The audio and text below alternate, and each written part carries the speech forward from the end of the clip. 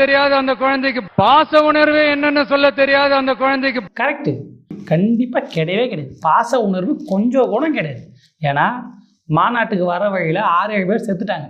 செத்தவங்களுக்கு மாநாட்டு மேடையில் ஒரு இரங்கல் தெரிவிக்கல, ஒரு வருத்தத்தை தெரிவிக்கல.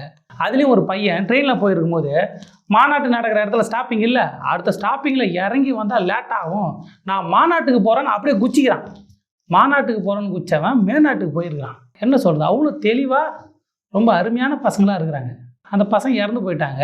அதுக்கு ஏன்னா அந்த குழந்தைக்கு பாச உணர்வே சொல்ல தெரியாது. என்ன சொன்னீங்க? ஒரு லெவலுக்கு மேல காசு சேர்த்து என்ன செய்ய போறோம்?